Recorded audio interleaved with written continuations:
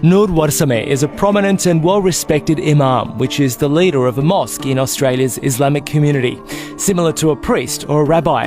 Noor was married and has a young daughter, and for decades he's lived for his religion, holding onto a secret. Noor is now Australia's first openly gay imam.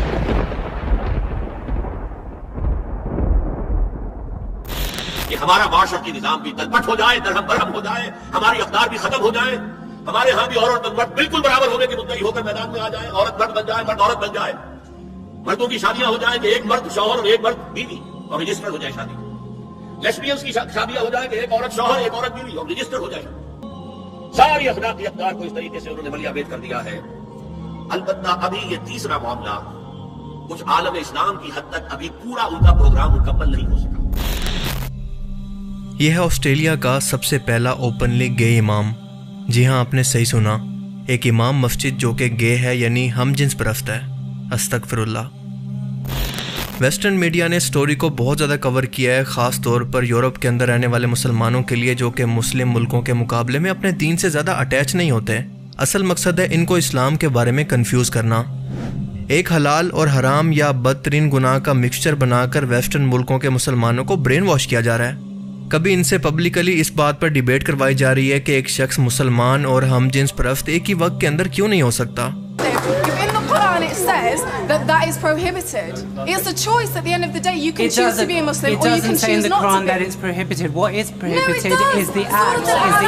Surah Al-A'raf, I can give you the ayah that it says it is. I am not here to talk about that one act. What I'm here to talk about is love. Love between two men, two women.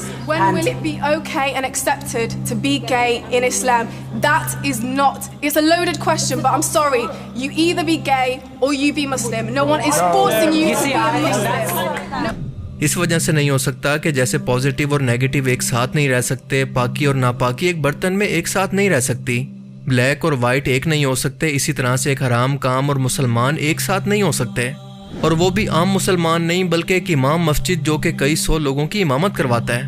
وہ نہ صرف یہ بدترین گناہ خود کر رہا ہے بلکہ باقی مسلمانوں کو بھی موٹیویٹ کر رہا ہے کہ وہ بھی اس کو برا نہ سمجھیں، اور یہ عمل اس کے گناہ کو اور بھی کئی گنا زیادہ سنگین بنا دیتا ہے۔ میڈیا اس کو ایسے مظلوم بنا کر رپورٹ کر رہا ہے کہ اس شخص نے اپنی جان کی پرواہ کیے بغیر اسے پبلک کرنے کی ہمت کی۔ اس کے علاوہ یہ مزید ہم جنس پرستوں کی آواز بھی بنا ہوا ہے کہ ان کی آواز کو سنا جائے اور ان کو حقوق دیے جائیں۔ اس رپورٹ کے اندر اس امام مسجد کو جس کا نام ہے نور ایسے انٹروڈیوس کروایا گیا ہے کہ یہ آسٹریلیا کی اسلامک کمیونٹی کا لیڈر ہے اور بہت ہی ویل ریسپیکٹڈ پرسنالٹی ہے، یعنی سب لوگ اس کی عزت کرتے ہیں۔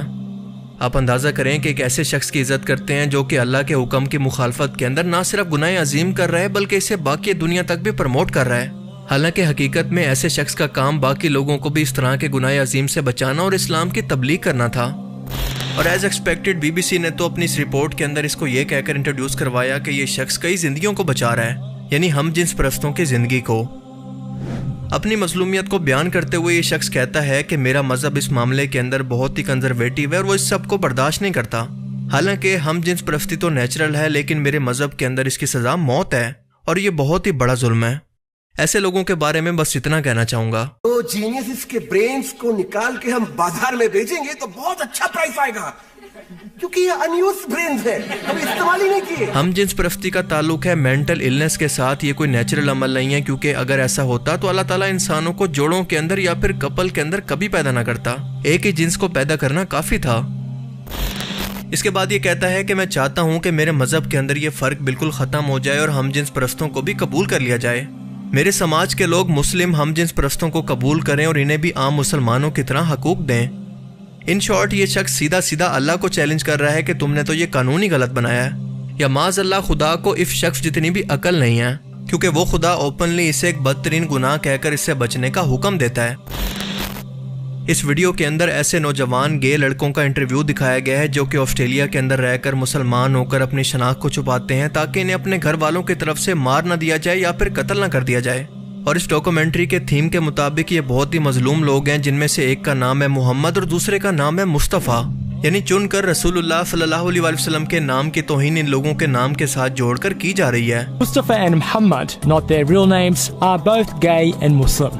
Fearing repercussions, they don't want to reveal where they're from.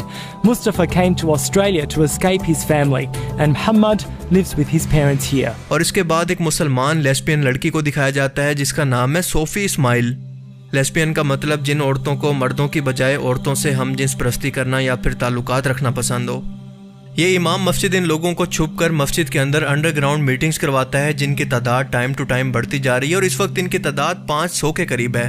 اور یہاں کی تمام LGBT کمیونٹی اس امام پر بھروسہ اس لیے کرتی ہے کیونکہ ان کے مطابق وہ قرآن کا علم بہت زیادہ جانتا ہے. What a joke. اور ان کے مطابق یہ ان لوگوں کی مدد کر رہا ہے جن کی شادیاں ان کے والدین زبردستی کپل کی صورت کروا دیتے ہیں لیکن وہ شادی کو جائز نہیں سمجھتے بلکہ ایک جیل سمجھتے ہیں جس سے نکلنا ناممکن ہو جاتا ہے. شیطان نے ان لوگوں کے دماغ کو اتنا ہائی جیک کر لیا ہے کہ انہیں صحیح اور غلط کی پہچان ہی بھلوا دی ہے. ان لوگوں کو یہی سمجھ نہیں آ رہا کہ کیسے وہ شیطان اس کمیونٹی کا اتحاد، اس کا فیملی سسٹم ٹکڑے ٹکڑے کروا رہا ہے جسے جوڑنے کے لیے اللہ نے انہیں جوڑے کی صورت پیدا کیا. مرد اور عورت کی الگ الگ ذمہ داریاں رکھی اور اپنے گھر کے اندر بھی ایک لباس، ایک کعبہ، ایک خدا کے سامنے اکٹھا ہونے کا حکم دیا تاکہ ان کا اتحاد کوئی بھی توڑ نہ سکے. لیکن یہ لوگ گمراہی کے اندر اتنا آگے جا چکے ہیں کہ ان لوگوں نے ایک نئی ٹرم انٹروڈیوس کروا دی ہے جس کا نام ہے گے مسلم. ان لوگوں کی خواہش ہے کہ ان کی روحانیت اور ان کی سیکشولیٹی ایک ہو جائے جو کہ بالکل ناممکن ہے. ان دونوں میں سے کوئی ایک ہی چیز باقی رہ سکتی ہے. نور کہتا ہے کہ میری طرح کے اور بھی بہت امام مسجد ہیں جو کہ اوپنلی اپنی گے شناخت اس لیے چھپا رہے ہیں کیونکہ ان کو اپنی جان کا خطرہ ہے. یعنی اس ویڈیو کے ذریعے ان کا مقصد مسلم کمیونٹی کے اندر ایک نیا فتنہ کھڑا کرنا ہے. جو شخص خود کو مسلمان کہے اس کا مطلب ہے کہ وہ اپنی خواہشات کو اللہ کے حکم کے حوالے کر رہا ہے اور اس لحاظ سے یہ لوگ مسلمان کیسے ہو سکتے ہیں. انفیکٹ ان لوگوں کو اپنا خود کا نیا مذہب بنا لینا چاہیے اور اس کا نام رکھ لینا چاہیے گے مسلمز. لیکن یہ خود کو مسلمان کہہ کر باقی مسلمانوں کو کنفیوز کر رہے ہیں. بالکل اسی طرح سے جیسے امریکہ کے اندر ایک آرگنائزیشن موجود ہے جس کا نام ہے مسلم ود پروگریسو ویلیوز. ایک مرد کو عورت کے لباس کے اندر حجاب پہنا کر پوری دنیا کے انٹرنیشنل پلیٹ فارم پر جس کا نام ہے ٹیڈ ٹاکس اپنی سٹوری سنانے کے لیے اور خود کو مسلمان کہہ کر ہم جنس پرستی کو پروموٹ کرنے کے لیے پلیٹ فارم دیا گیا. addition to being a Muslim woman, I am a black queer person. Now I'm kind of the token queer Muslim, and that's not the case at all. There are so many of us. There's Leo Kalian, there's Abdi Locke, there's Fazia Misra. There's so many of us. And today I work with an organization called Muslims for Progressive Values, and we work to advance progressive values of Islam. Values that are very much rooted in historical context. اور ہم سبھی لوگ جانتے ہیں کہ یہ سب کچھ بلا وجہ نہیں ہو سکتا بلکہ اس کے پیچھے پوری ورکنگ ہے، پورا برین ہے. بے شک اللہ کے رسول صلی اللہ علیہ وسلم نے سچ ہی فرمایا تھا کہ قرب قیامت کے نزدیک فتنے تمہارے گھروں کے اندر ایسے داخل ہوں گے جیسے بارش کے قطرے. آج بالکل وہی زمانہ ہے کیونکہ آج کے ٹائم کے اندر جو ہمیں نئے نئے فتنے دیکھنے کو مل رہے ہیں ان کا تصور کوئی آج سے پہلے کر ہی نہیں سکتا تھا. نئی مسلم نوجوان نسل کے سامنے ایسے لوگوں کو مظلوم بنا کر پیش کیا جا رہا ہے اور وہ حرام کام پروموٹ کیا جا رہا ہے جس کی قرآن کے اندر سخت ترین وعید ہے. اور پوری کی پوری قوم لوط کی بستی کو اسی عذاب کے اندر تباہ کر دیا گیا تھا. ان پر آگ کے پتھروں کو برسایا گیا اور انہیں آسمان سے اٹھا کر زمین پر پٹک دیا گیا. اس واقعہ کو خاص طور پر قرآن پاک کے اندر اسی لیے بیان کیا گیا کہ آنے والی نسلوں کو اس واقعہ سے عبرت ہو. اور اسی لیے علماء کرام کے مطابق ایسے ہم جنس پرستوں کی سزا بھی یہی ہے کہ انہیں اونچی جگہ سے نیچے پھینک دیا جائے یا پھر قتل کر دیا جائے. اسی سیم میڈیا نے ایک نئی سٹوری یہ بھی کور کی کہ کیسے ایک اسلامک تنظیم ایک ہم جنس پرست شخص کو اونچی بلڈنگ سے سزا کے طور پر نیچے پھینک رہی ہے. یہ لوگ کتنے ظالم ہیں. حالانکہ ان لوگوں کی دنیا کے اندر یہی سزا ہے اور آخرت کا دردناک عذاب ان کے لیے الگ ہے.